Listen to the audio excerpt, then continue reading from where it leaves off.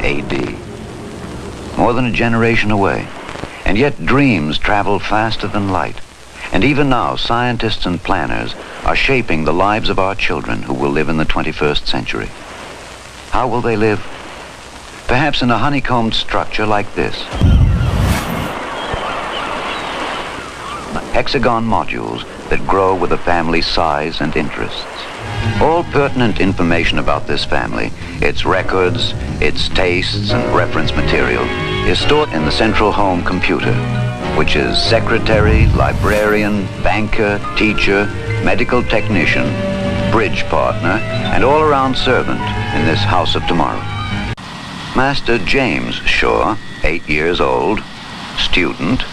His assignments are programmed into the home computer and fed into teaching machines, which allow him to progress as rapidly as his awakening mind can absorb the audio-visual lessons.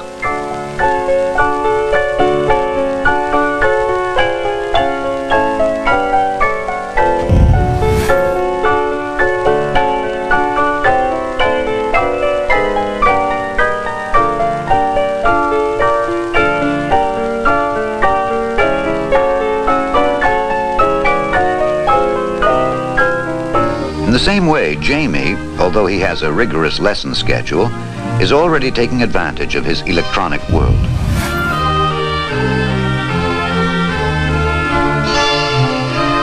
Hey, Mom, I'm hungry. Yeah, me too. How about lunch? How about 2 minutes? Okay, 2 minutes and counting.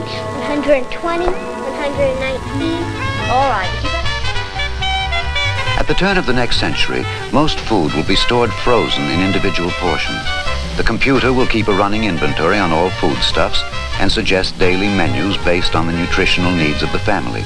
When the meal has been selected, the various portions are fed automatically into the microwave oven for a few seconds of thawing or warming. 8, 7, 6, 5, 4, 3, 2, 1. And luncheon is served. Split-second lunches, color-keyed disposable dishes, all part of the instant society of tomorrow. Fingertip shopping will be one of the many homemakers' conveniences. This video console will be channeled into the store of her choice. There, a camera will scan a display of wares, which she will select by push button.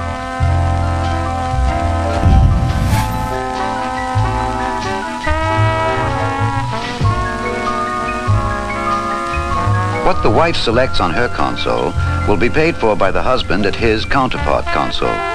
All bills and transactions will be carried out electronically.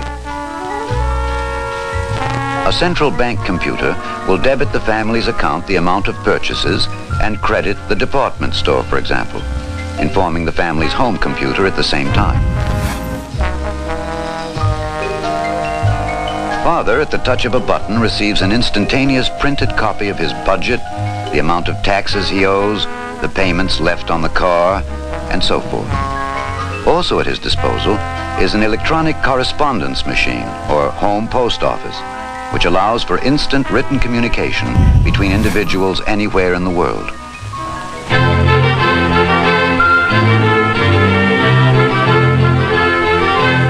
What's next? The things you've seen are technically possible. It remains only to apply what we now know to fulfill these dreams of tomorrow.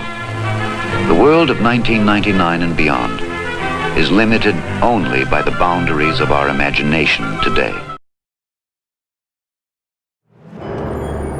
The future.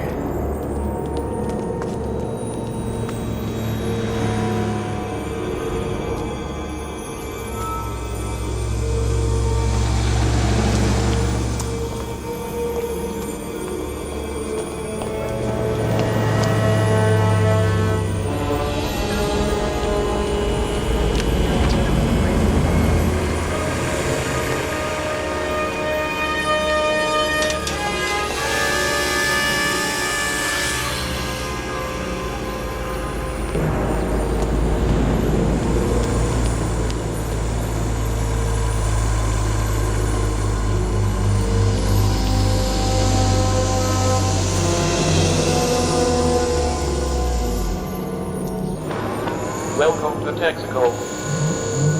You can trust your car to the system with the star. Checking oil. Checking landing gear.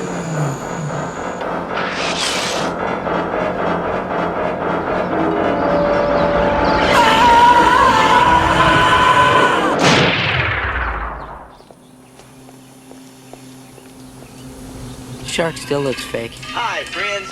Goldie Wilson III for Wilson Hover Conversion Systems.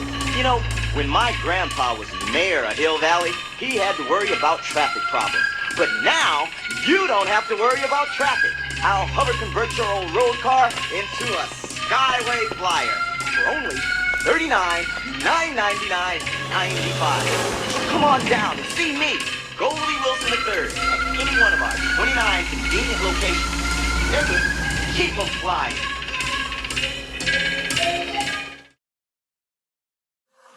One of the strangest things I find when looking at videos from the past is how much they get right, but then how amusing it is to see when they get it wrong, it's completely wrong. The idea in the Back to the Future video that holograms will still be a thing, or the holograms that look like that, is really amusing. But the idea that in the 1960s, they have the idea that people would use computers to do their learning on. It's a really strange idea, but I just don't understand how they got it right. What you're going to see on the next slide is perhaps some change of technology that I've seen evolve in my lifetime. Now, obviously, you're a little bit younger than me. I know perhaps you probably have me down as a 21-year-old, but actually I've got to say I'm closer to 40 than I'd like to be. And I've seen a lot of technology change in my lifetime, just the way I consume music, for example. Now, when I first remember music is when I remember my sister having records, like the big round things you put on turntables, and the needle put down and it makes a scratching sound. And then there was a big thing about who had the first Walkman in my school. They played little plastic cassettes, probably about this big, and you plugged them in. And the great thing about a cassette is you could record on it, which was amazing. And then when CDs came out, compact discs, people were like, wow, the quality of compact discs, amazing.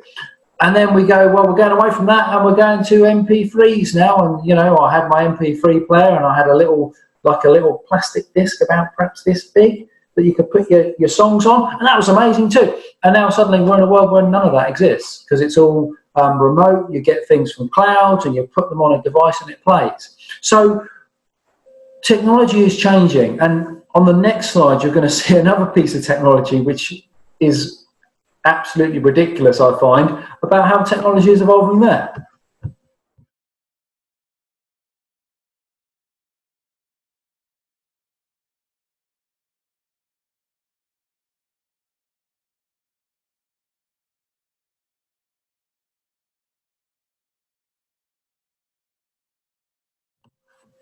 One of the big questions about the human condition is how we can improve our lives, how do we change things, how do we move things forward? And the question I find is what's next with technology? Now, if you imagine about what's happening with technology so far, it's about things that we can invent to make our lives easier, to make things more seamless, and the integration has been that things became smaller and more usable. But before my lifetime, the first mobile phones, actually, you had to carry around a big briefcase with you with the phone attached on a cord, which is quite amusing. You look at some old films and you see them in there. First mobile phone. And you think about the size of those phones, they've gone from being completely, supposedly mobile and not, to something that can sit in your pocket really easily. And think about the functionality, think about how a phone is not just a phone anymore, it's actually become almost like a mini computer. And all that sort of things is trying to increase the functionality of technology. The question is where does that go? What is the next step? And hopefully, in the next video we're going to look at, is going to explore some of that about what happens next.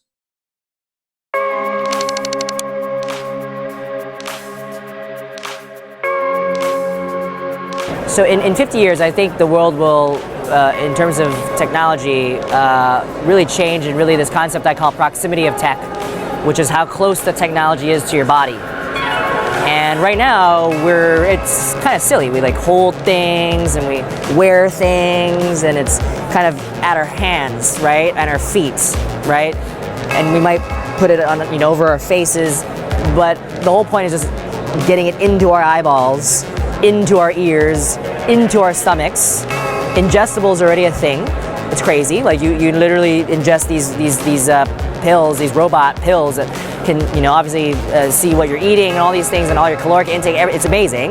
And then, you've heard of startups like Magic Leap, where they're doing like, AR for your world, where I should just be able to load my email and do this and like do this, right? Like that's literally what will happen, I think, in 50 years, is everything will just come inside.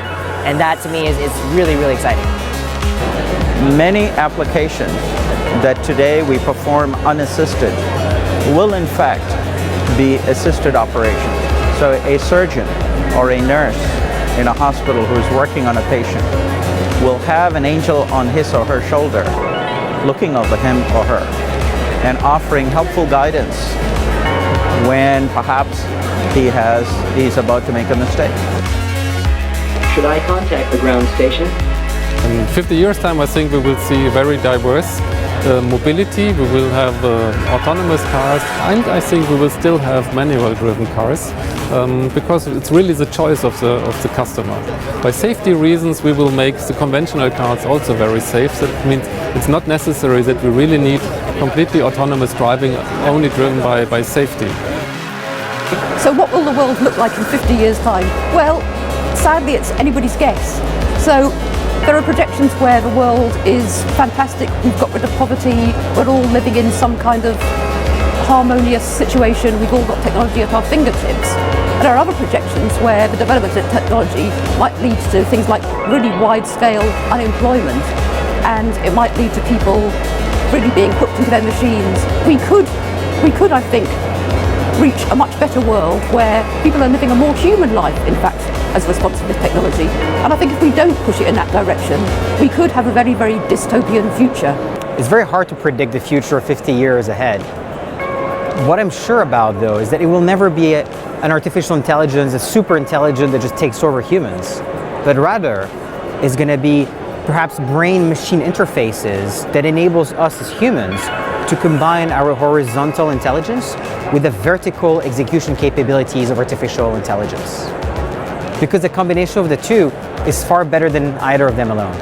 What do I think the world will look like in 50 years' time? I hope I'm going to be around. I think it's going to be better, more beautiful. I think we're going to live in a world where we are not just seeing what we want to see, but hopefully where we are being, from a media perspective, also inspired and challenged to think differently, but all hopefully for the good of mankind and humanity. I think the world is going to be great.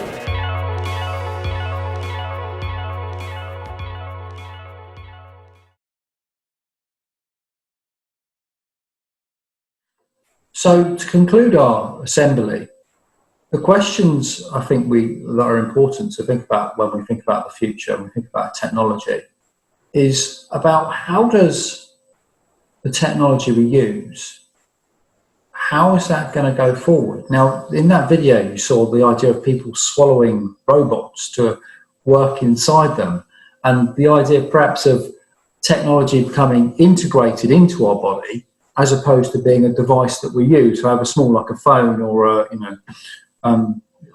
laptop or something like this, how it comes inside the body. And there's a question, I guess, of efficacy about what makes us human. How do we interact with that sort of technology? And is it a good thing that perhaps things might be internalized? I wonder about the idea of, you saw the bit about the robot that goes in your gut to work out how many calories you're having, maybe anything you're allergic to, etc. And all that information, like what happens to that information? Is it just for our benefit? I think about how perhaps advertising is increasingly focused on what you view. So if you look at what you see on Facebook or Instagram, the adverts there are actually they're targeted on what your browsing history is in the past, and that's a lot of information we give away quite freely to these companies. I wonder in the future with technology coming into our bodies, maybe those sort of advertising, those suggestions that we're given might become stronger and perhaps a bit more dangerous. I hope you've enjoyed the assembly. Looking at the future and thinking about what comes next is always an interesting thing. Who'd have thought it 6 months ago? The majority of you will be in your own homes accessing education through a computer screen. I never thought that I would be teaching remotely in this way. So I suppose the future is I guess, what we make of it. Thanks very much for listening.